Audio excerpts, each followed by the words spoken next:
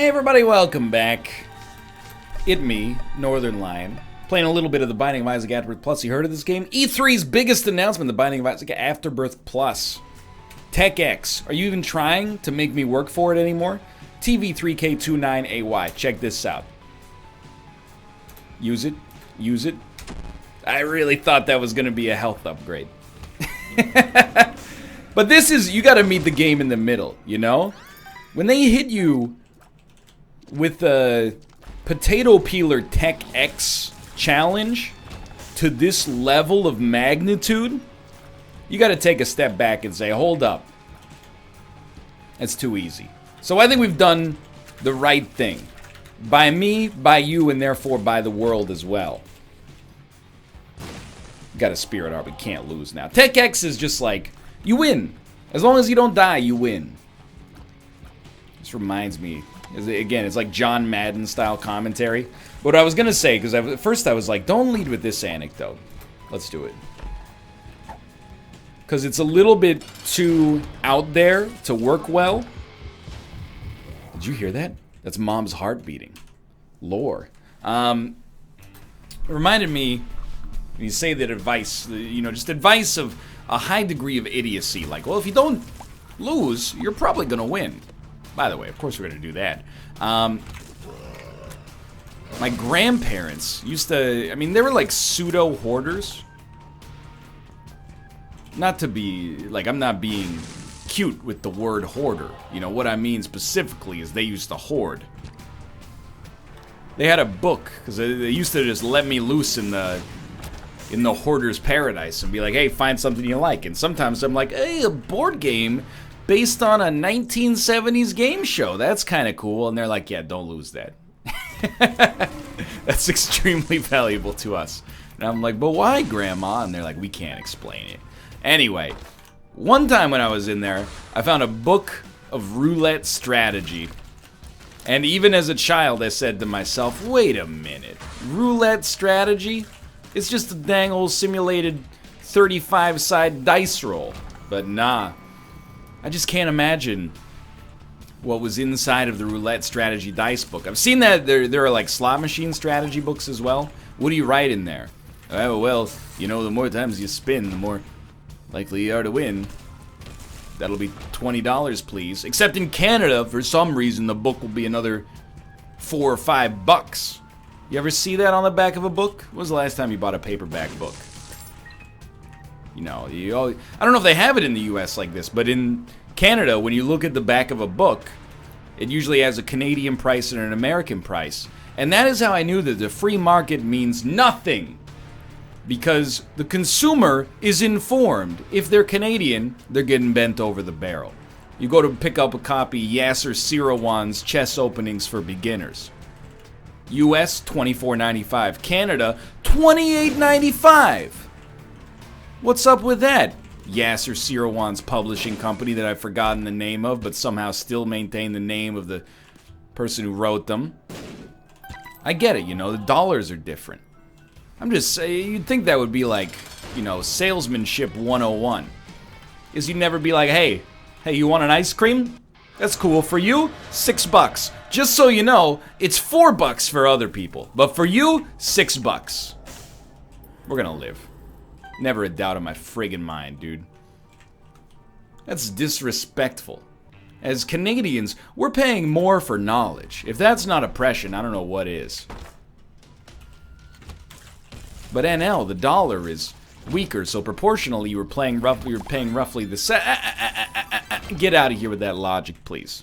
I'm making a heavy-handed point. Health up. I gotta be honest with you. Don't really need that. If you want to just turn that into another cube of meat, that's fine by me. So what are we doing on this run? Well, basically what we're doing is we're just putting up the disguise of believing we can't lose until we eventually take it a little bit too far, get hit by the wrong enemy, and die in one hit. Which I think right now is where I really expect this run to die. But I don't really expect it to die. I expect it to be a pretty easy win. I just want to add a little zane, but not that much. That's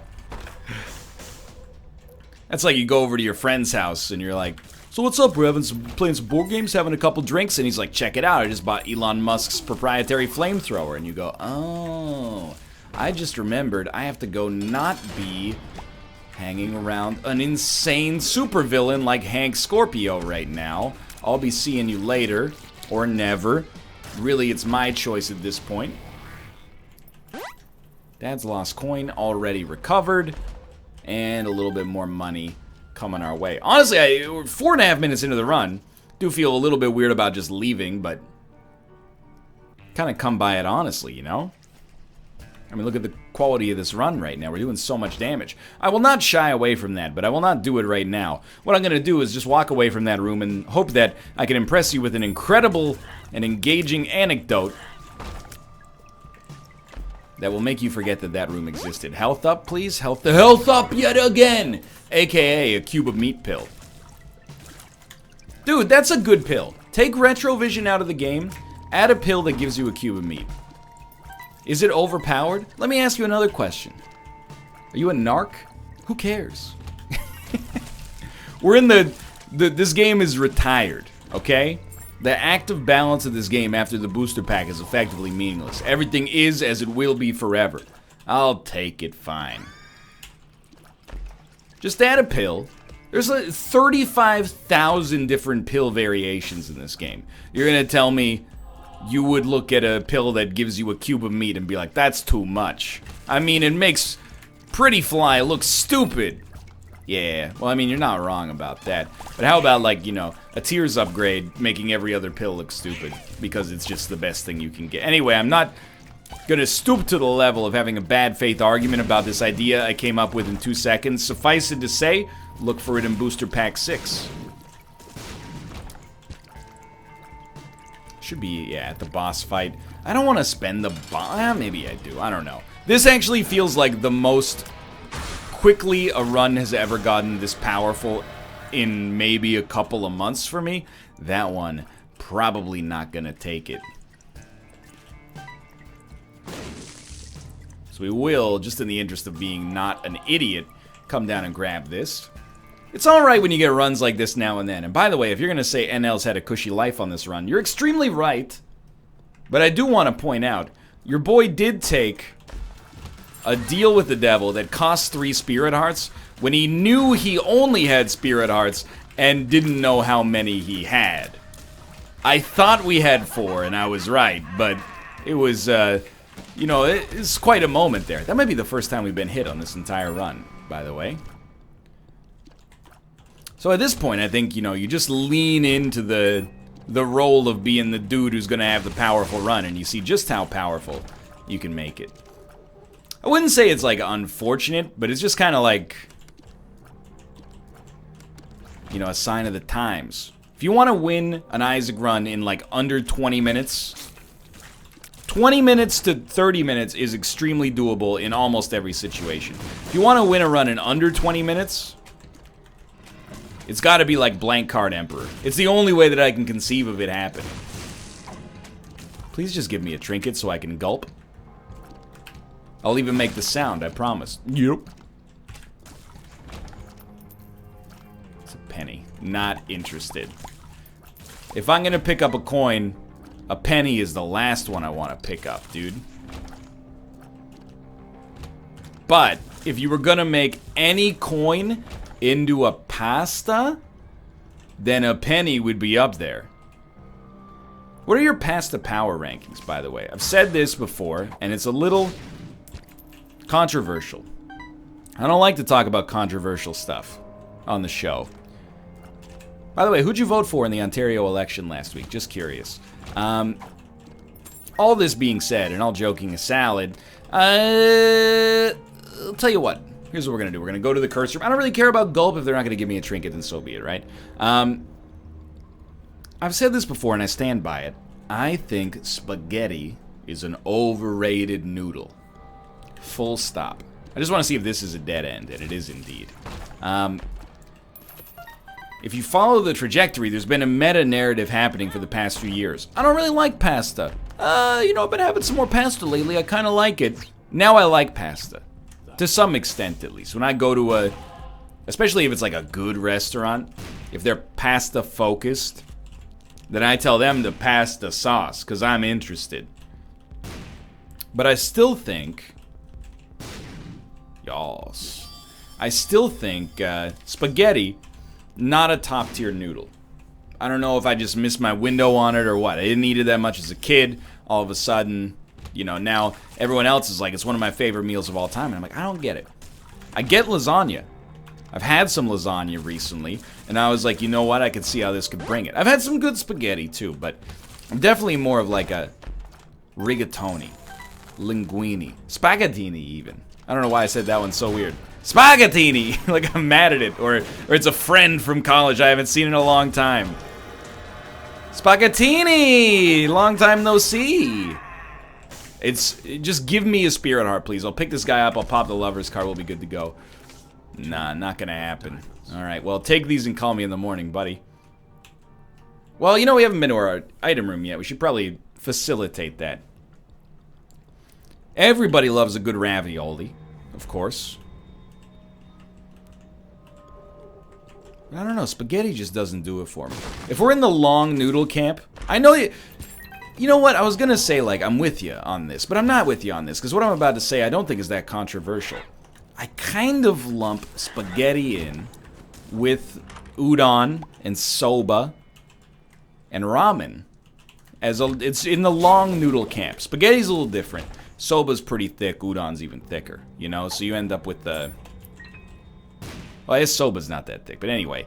I kind of think that they're the same thing. It's like Italian ramen, and instead of being served traditionally in a soup, served in more of a sauce-based environment, and that's fine. Out of all those, I would go with the ramen, absolutely. If you've had, you know, real ramen at a ramen restaurant, and you disagree with me, that's fine, so be it. Agree to disagree. If you're gonna say ramen is gross, you're an idiot, that's you calling me an idiot, then you're an idiot, that's me calling you an idiot, because that's not an apt one-to-one, apples-to-apples comparison, okay?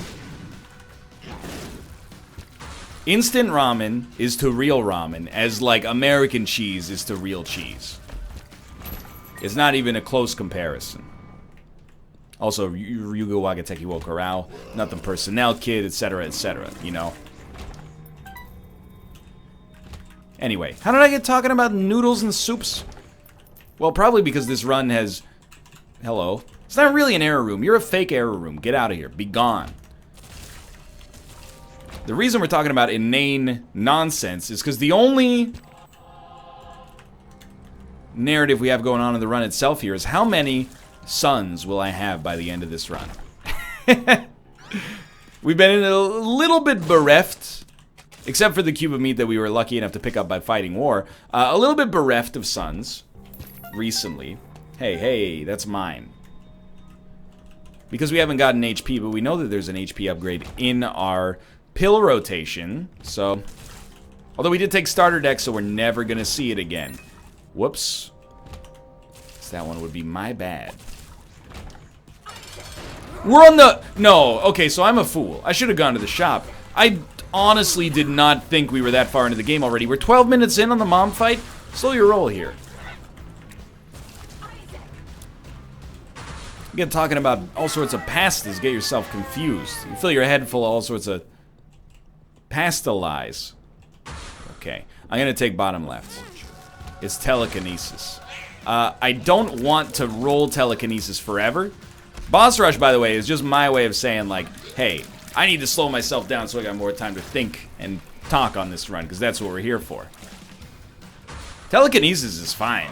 I would just, you know, I'd prefer to replace it with something that allows me to create more meaty sons, so we'll do that.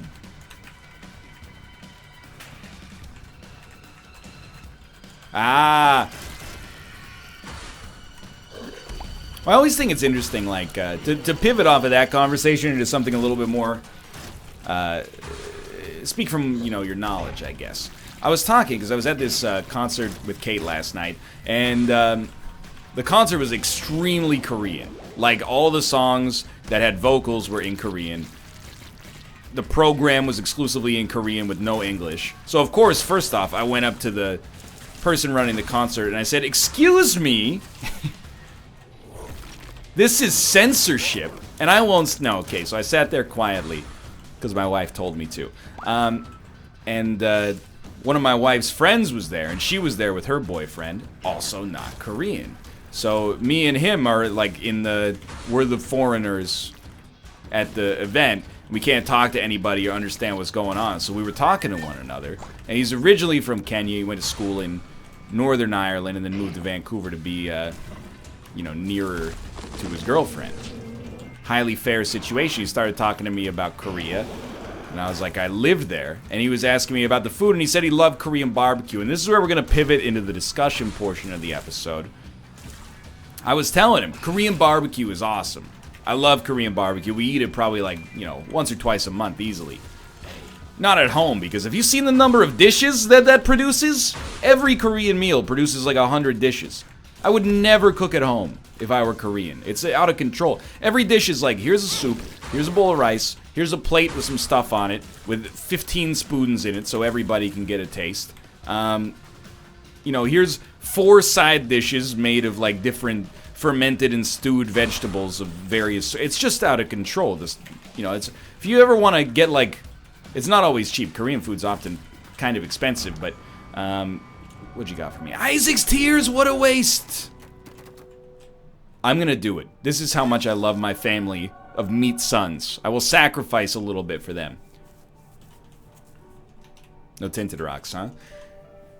But you know, whenever you order like an entree, you usually get rice plus the entree plus side dishes. And the dirty little secret of any Korean restaurant, they don't write this on the menus in English because they worry that we would take advantage of it. You can always ask for more of the side dishes. They are not the worst they can say is no, I guess is what I'll say about that. But traditionally, that's a son in waiting. We got a bun in the oven there. Traditionally, you're supposed to be able to get more of the side dishes for free. So if you ever want more kimchi, if you didn't have to pay for the kimchi in the first place, you're probably not going to have to pay for extras. Is my guess, at least. From experience. Sure. Anyway, what I was thinking about is countries where their main cuisine export is actually not the best cuisine that comes from that country. Because as much... Scary. As much as I love Korean barbecue, and how could you not? It's literally like just cooked meat.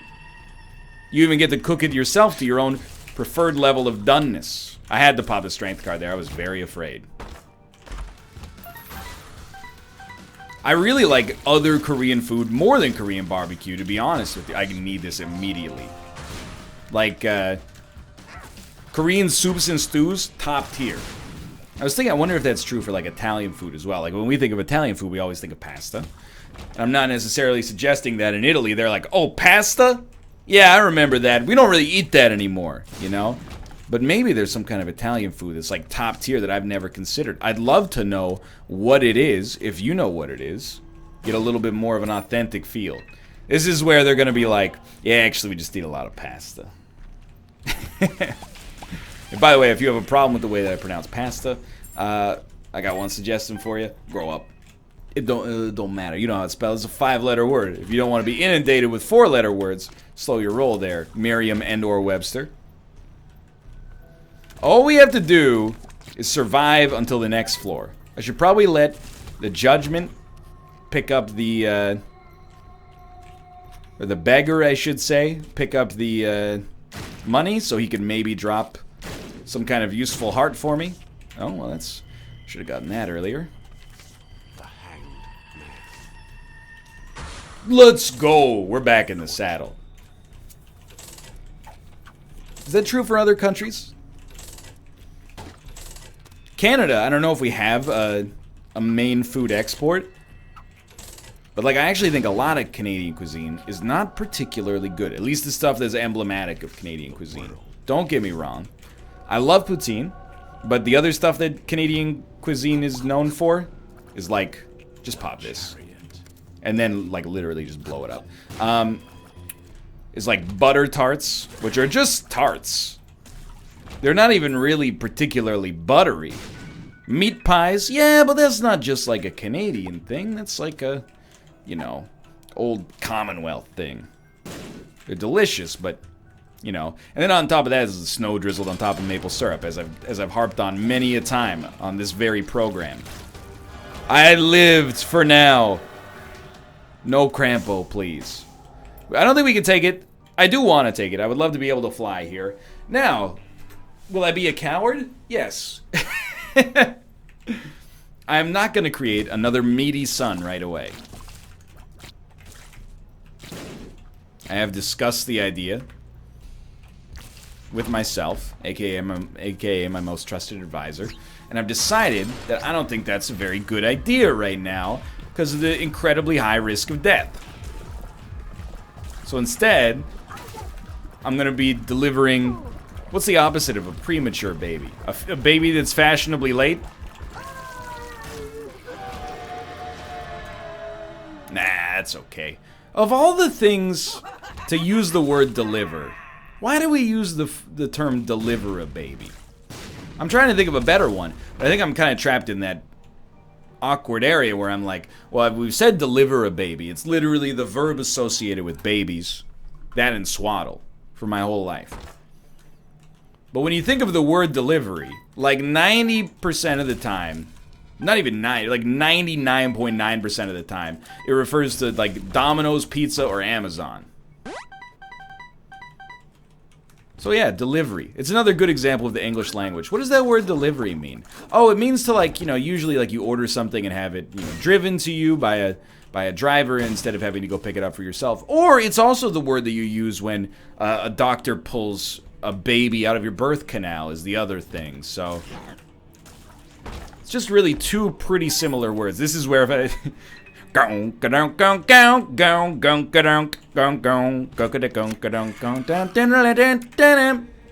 the joke is that if Jerry Seinfeld said it, you would have laughed.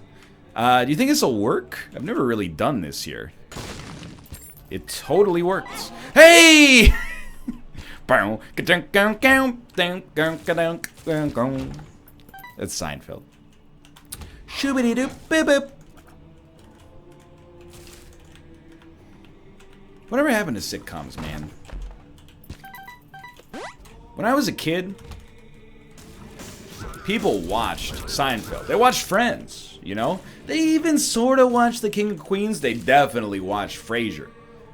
Isn't that... It sounds insane in today's era that one of the most popular shows on the television, where The Big Bang Theory airs now, and endless home renovation shows, and absolute drivel like Big Brother. I said that exclusively to offend my good friend Daniel. Was about like a snobby, hoity-toity coastal elite living in Seattle dispensing mental health advice on the radio. People would get home from their, you know, professor jobs at Cambridge and be like, oh, what happened on the newest episode of Frasier? I love this television thing. It's not like that anymore. You know? Sitcoms died. Sort of. Now it's Tim Allen yelling at his daughter for having blue hair. I've never seen Last Man Standing. Just the name of the show offends me, as a standing man. What do you mean, Last Man Standing? I'm still here. Now that's a movie. But really, like, the sitcom died. And it's probably for the best. I mean, there were a lot of trash ones even back then, but now we can pop this. The 3-camera format is just, like, dead. When was the last good sitcom? I'm talking about, like, laugh track good sitcom. Was it, I mean, depending on how you feel about it, Friends or Seinfeld? It was weird because there was a time where television, at least from my perspective as a child, was like exclusively sitcoms about professions, you know? It'd be like, these 4 dudes all work at an airport. Coming this September, airports. These 6 wacky singles are all trying to eke out a life being medical radiologists in a swanky Manhattan neighborhood. Coming this fall, it's Barry Amenema on NBC. Like, This feels way too much like a stolen bit. But here's the thing. I've been talking into this microphone mindlessly for 6 years now. I might be stealing this bit from myself. I'm just trying, I can't shake the feeling. I'm like, who came up with this? Somebody else has done this bit before. It might not have been me, in which case I apologize. Please give me some HP. My sons are so hungry. No, this is the worst room. Thank you. Still pretty bad, but... You know, you had like... Seinfeld's different. Seinfeld was just like... Hey, we're 4 friends, and Jerry's a comedian, you know? Say even Friends was a little bit different.